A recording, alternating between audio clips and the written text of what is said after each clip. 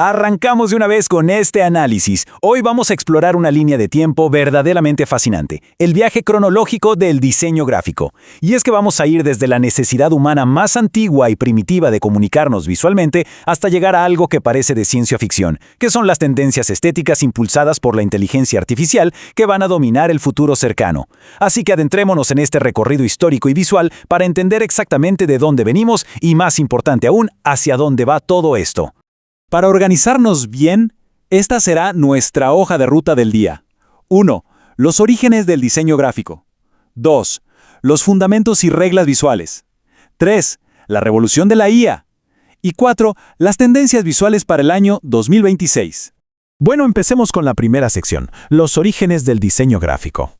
Si lo pensamos bien, esta inmensa línea temporal arranca allá en el Paleolítico con las pinturas rupestres. O sea, el propósito de transmitir mensajes específicos ya existía hace milenios. De ahí damos un salto gigante hacia el siglo XV con un hito que literalmente cambió la historia, la imprenta de Gutenberg. Como dato curioso, Gutenberg terminó en la bancarrota, pero su invento abarató y masificó la producción de libros por toda Europa. Fue un cambio total de las reglas del juego. Más adelante, en el siglo XIX, la revolución industrial aceleró tanto el comercio que la necesidad de hacer publicidad e imprimir carteles simplemente se disparó. Finalmente, el artista y el impresor cruzaron sus caminos, y en 1922, el tipógrafo William Addison Dwiggins fue quien acuñó oficialmente el término diseño gráfico. Ahora, si hablamos de la era moderna, el papel protagónico sin duda se lo lleva la escuela de la Bauhaus, que nació en Alemania en 1919. Básicamente, esta fue la cuna de la profesión del diseño moderno. Lo que hicieron fue proponer una integración loquísima para la época entre arte, artesanía y tecnología. Se enfocaron muchísimo en el funcionalismo y en usar formas geométricas simples, promoviendo ese famosísimo principio de que la forma sigue a la función. ¿Y por qué nos importa esto hoy? Porque esa es la razón exacta por la cual nuestros celulares, las aplicaciones que abrimos todos los días o hasta la silla en la que estamos sentados lucen así. Es un diseño basado en un método científico, dejando muy atrás los excesos ornamentales del pasado. Avanzando a finales del siglo XX, vimos cómo las mesas de luz, los tinteros y todo ese dibujo manual desaparecieron casi de la noche a la mañana. Fue un cambio masivo hacia el dominio absoluto del software digital. Programas como Photoshop para editar imágenes, Illustrator para los vectores e InDesign para todo el tema de maquetación hicieron que el trabajo fuera increíblemente más ágil. Y ni hablar de plataformas más recientes como Canva, que democratizaron y simplificaron muchísimo la creación gráfica. El medio cambió por completo, empujando a los creadores a vivir 100% en los ecosistemas digitales. Pasemos entonces a nuestra segunda sección, fundamentos y reglas visuales. Hay un concepto indispensable que tenemos que entender antes de seguir, y textos tan influyentes como Fundamentos del diseño de Gusius Wong lo dejan clarísimo. La creatividad en este campo no es simplemente aventar cosas al azar o un caos de inspiración libre. Para nada.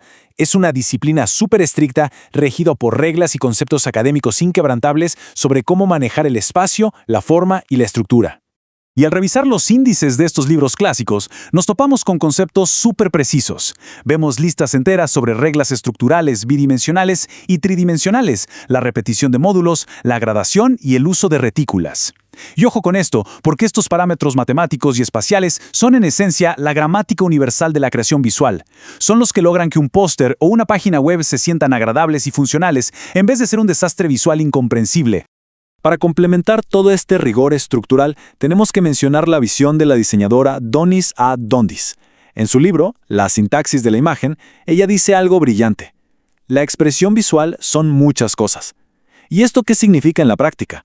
Pues que la comunicación a través del diseño es un lenguaje súper complejo, que tiene su propia sintaxis y que está hecho a la medida para transmitir mensajes muy específicos y moldear a la sociedad a través de lo que llamamos alfabetización visual. Y así llegamos a la tercera sección de este análisis, la revolución de la inteligencia artificial. Aquí hay un contraste que es simplemente brutal. Por un lado tenemos las herramientas digitales tradicionales que exigen un trabajo lento y muy manual, pidiendo clics constantes para trazar vectores o diagramar textos bloque por bloque. Y por el otro lado, de repente, irrumpe la inteligencia artificial, capaz de arrojar bocetos completos en cuestión de milisegundos. La IA puede generar automáticamente diseños preliminares enteros o sugerir variaciones complejísimas de paletas de color, literalmente con un solo clic. Lo que permite esta automatización creativa era ciencia ficción hace apenas unos años. Estamos hablando de personalización a una escala gigantesca. Hoy en día, las plataformas pueden adaptar al instante el contenido visual basándose en enormes cantidades de datos y en lo que le gusta a cada público. Es contenido completamente dinámico y en tiempo real, algo que es un motor indispensable en industrias tan aceleradas como la publicidad digital y las redes sociales. Claro, un salto tecnológico de este tamaño trae consigo un debate muy profundo que debemos observar con total imparcialidad. Por una parte, hay quienes celebran esta tremenda eficiencia operativa y las combinaciones innovadoras que superan todos los límites. Pero al mismo tiempo, hay una preocupación muy válida en la industria. ¿Delegar tanto en los algoritmos causará una pérdida de la originalidad humana y homogeneizará lo que vemos? Todo esto viene de la mano con preguntas muy serias sobre los derechos de autor y la propiedad intelectual, ahora que la máquina ya no es solo una herramienta, sino un asistente creativo esencial. Y finalmente, llegamos a la cuarta sección. Tendencias visuales para el año 2026. Entremos de lleno al primer grupo de tendencias que apuntan a un regreso a la imperfección y a la calidez humana. Primero tenemos el diseño naif, que nos trae ilustraciones ultra simples, colores planos y trazos que se sienten un poco infantiles pero muy honestos e irregulares. Luego está el diseño trinket, con una onda maximalista súper nostálgica, llenando los espacios de pequeños adornitos y objetos digitales. Y para cerrar este grupo, el revival punk grunge, que es básicamente el regreso de las texturas desgastadas, el grano y el collage caótico, perfecto para quienes extrañan la estética rebelde de los 90. Por otro lado, tenemos un panorama estético dominado por colores fluidos. Aquí toma fuerza el gradient blur, o degradados borrosos, que crean atmósferas súper líquidas y envolventes. Esta misma suavidad llega a las estructuras con los gradient layouts, donde los bloques de contenido literal se derriten unos con otros sin bordes duros. Y para romper un poco esa calma, entra el acid blur, que mezcla verdes neón y magentas súper saturados sobre fondos difuminados. El resultado es un impacto visual súper futurista. En esta tendencia vemos un choque de mundos interesantísimo. Por una parte, surgen formas surrealistas, criaturas amorfas, gelatinosas, sin simetría, conviviendo con florales etéreos que bañan todo en una luz difusa color pastel. Pero en el extremo totalmente opuesto tenemos la crudeza del diseño técnico. Hablamos de collages tipográficos que distorsionan el texto sin piedad y gráficos inspirados en símbolos de advertencia o señalética industrial, usando colores puramente utilitarios como blanco, negro y neón. Y si miramos hacia el horizonte de las microtendencias, hay tres estilos súper curiosos asomándose. El Blueprint Design, que agarra toda la estética fría de la ingeniería con planos y vectores. Luego, el diseño de retrato distorsionado, donde los rostros se manipulan digitalmente para jugar con la idea de la identidad en esta era virtual.